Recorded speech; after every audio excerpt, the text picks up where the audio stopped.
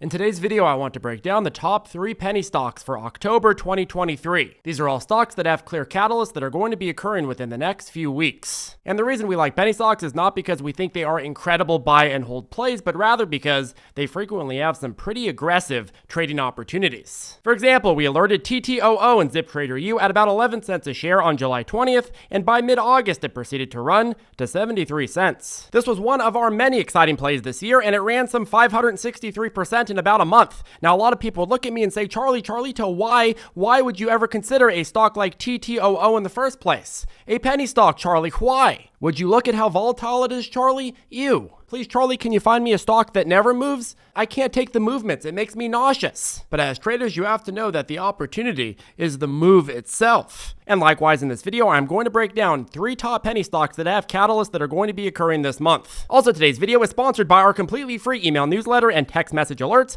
where you'll get sent our most recent reports and ideas on a nearly daily basis now. Our team is working really hard to give you the top tier research that you deserve. This morning, for example, we sent out a report on CNXA and broke down exactly why it was our newest idea, and it ran some 72% to highs. Shout out to folks who played this correctly, and this was only available for folks who are subscribed to our free email list. Don't miss our next report. We have new ideas coming soon, and I think you're going to be very happy you're signed up, so I'll put that link down below. Let's get to work. Timestamps down below. Okay, number 1, ARDX. So ARDX is working through kidney trials for a drug called tenofovir, and the officially scheduled FDA approval decision date is October 17th, 2023, so in a couple of weeks. These trials have been going on for quite a long time, and it's been a very big struggle for the company, but we're getting close to the finish line now. ARDX got beat down like a goose in a goose fire in July 2021 after the FDA said it detected issues in both the size and the clinical relevance of this key drug's treatment effects. And because this drug is so critical to the bottom line of ARDX and its future, well, it went from highs at around 9.23 to 49 cents by mid-2022. However, on November 16th, an advisory committee looked at the data and voted that the benefits of their tenofovir application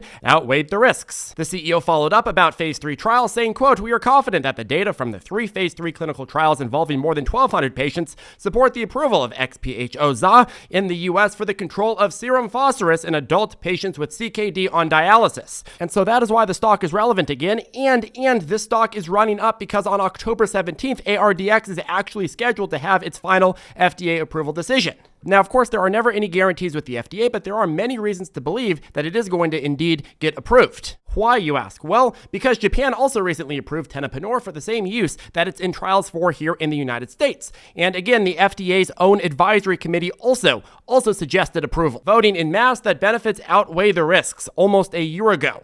On top of that, the FDA already approved tenofovir for the treatment of irritable bowel syndrome with constipation, so safety concerns are likely not a huge issue here. Now, if tenofovir can stop irritation of the bowels and create movement there, maybe it can create some movement in the stock. Now, where could the stock go if it gets approved? In my view, way above where it was in 2021, because back then you were earlier in the phase trials and the setup was way worse. But the key right now is looking for anticipatory runs towards the potential approval, because oftentimes markets like to buy the rumor and sell the news. Okay, next, EWTX. EWTX has been trending down for nearly 5 months. It's now trading at year-to-date lows, which means it's more de-risked than it's been all year. However, it's scheduled for its next FDA approval on October 26, 2023. If it gets approved, you can bet this will move up aggressively, especially now that it's so discounted. Seeking Alpha reported, quote, "Truist launched its coverage with a buy rating and a $25 per share price target, citing the prospects of its lead candidate, EDG 5506. And the analyst thinks it could become the standard of care in its niche." Now, why do I think that this is going to get approved? Well, because this wasn't developed in-house, you see, because this was actually an investment. They bought the North American license for this from Santhera Pharma. Would they have done that if they didn't see a huge arbitrage opportunity here? I say no. I say nay. They know they have the money and the experience to take this to the market, and that is why they bought the license.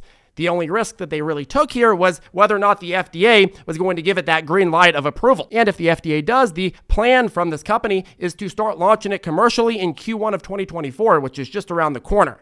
So I think this is a big play right now. Their cash position is also extremely strong. Dilution tracker shows some 40.1 months of cash left. You look at their numbers overall, this certainly is not a hollow one-drug company. They achieve record Q2 net revenues. They just raised their full year guidance. So in my opinion, they have what it takes to get this drug splashing once the FDA gives them that beautiful green light. And that is why it's one of the top penny stocks for October 2023. Okay, number 3, up. for Wheels Up Experiences. This one isn't an FDA approval setup, but rather is a stock seeing interesting trends that you might want to look at. You see, Wheels Up used to be the number 15 short squeeze setup on Fintel, but shorts have been running for the hills. Short sellers have been getting squeezed out all year and are running for the hills in mass, and I think the stock has a lot more recovery to do heading into earnings on November 8th. Up is a charter airline service, a provider of on-demand private aviation, as they call it, on demand. Basically, members access a fleet of private planes based on membership tiers. How it works is you pay an initiation fee of about $17,000, and then you do either pay as you go if you want to rent the private jets, or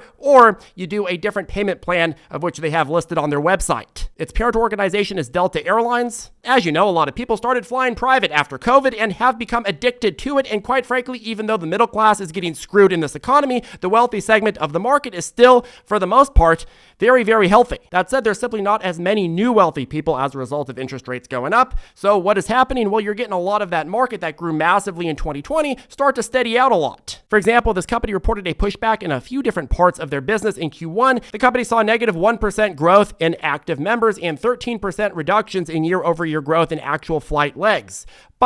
But, and most importantly, they're actually also earning 13% more year over year per flight leg. So they're able to monetize each flight leg a lot better. And overall, they're building more revenue. They're making more moolah. You look at Q1 of this year compared to Q1 of the year prior, they are making more money, around $25 million more. So it's still seeing a lot of growth, even though short sellers were betting that this is going to go to zero. They drove it down violently from $15 a share to 23 cents, and it's been reversing all year as people realize that the rich have stayed rich and continue to spend on private travel.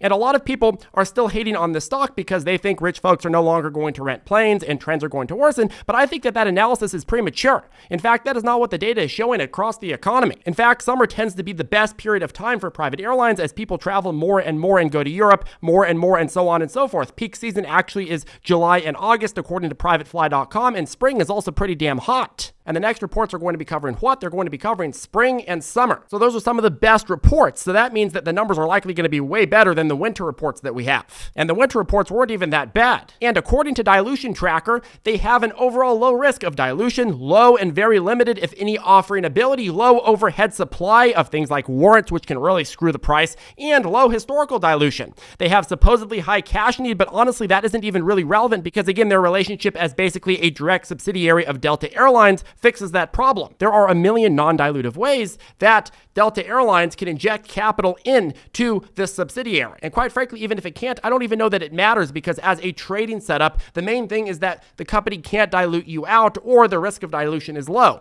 With this stock, it's going to be very, very difficult for them to raise money because they don't have much in terms of authorized shares to offer. So to me, I think that there's a reason that shorts have been running for the hills all year. And I think it's because on November 8th, you're going to get that first earnings report and it's going to be a blowout. And with it being down at a fraction of what it was at just 2 years ago, while the company is also making progress in building its name, well, it's hard for me to believe that this won't see a big breakout soon, and that is why it is on our list. And I want to conclude this video by reminding you the sheer importance of risk management. Spider-Man once said that with great volatility comes great responsibility, and wiser words have never been said. If you are dealing with stocks that move fast and you want these fast moves, you have to also make yourself aware that they're going to move down just as fast, if not even faster.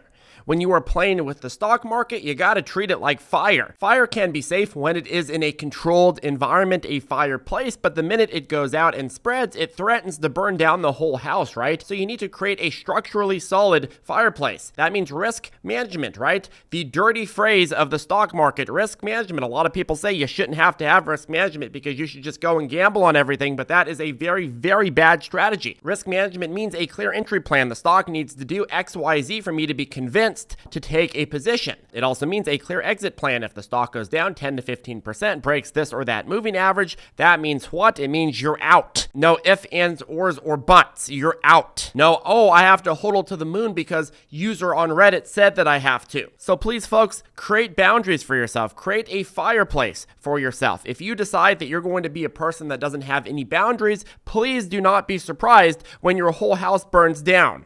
and you are left outside of it crying. And finally, quick plug, if you want to get our absolutely free next trade idea and report coming in a couple days, make sure to sign up for our free email reports down below. You'll absolutely love the research we have coming. This morning, we had a really good idea with CNXA, which ran some 72% to highs. And while we can't guarantee that they'll all be this powerful, we can guarantee that we'll do our best to present you with the best research we know how to give you. Anyways, folks, that caps off today's video. If you appreciate it, make sure to hit that ravishing like button and subscribe, and we will see you in the next one.